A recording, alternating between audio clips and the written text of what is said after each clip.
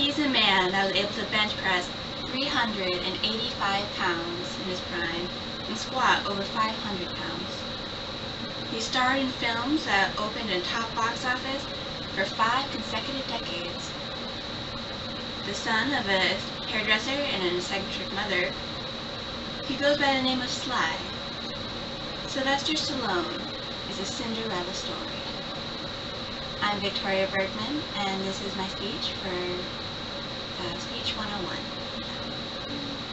Today we'll be going over why Sylvester Stallone is a Cinderella story, and this is because of 3 main points. He had a hard youth, he worked hard, and he never gave up. Like all Cinderella stories, he had a rough beginning. As told by Tom Harker, long-term journalist at the Imagine Games Network, Sylvester had problems forming social connections when he was younger. As a result, he was expelled from over 14 schools. Reasons include causing fires, shooting arrows, stealing nuns' crucifixes, and of course, fighting. For college, his mother somehow managed to get into a United States college in Switzerland. According to Tom Poland from Yale University and Carl Boggs from the College of Letters and Science, because of Sylvester's antisocial behavior, he was often bullied. This led him to admire muscle-bound heroes such as Steve Reeves, and this in turn led him into a desire for bodybuilding. But weights costed money, which Sylvester didn't have, so he went to the junkyard and got heavy body parts in a homemade do-it-yourself gym. But no matter what happened, he always got back up again. For our second point, Sylvester always worked hard.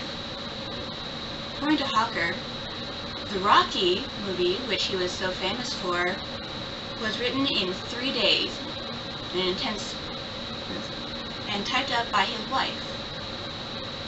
Producers originally offered $350,000 for the movie rights, but Sylvester turned them down because he was not going to be allowed a starring role.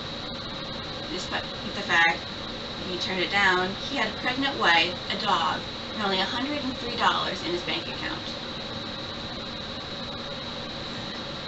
According to the Internet Movie Database,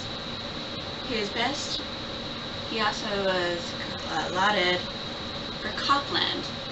Despite being a primarily action movie star, Sylvester wanted to do something serious to get that critical plaudits that he wanted and craved so badly.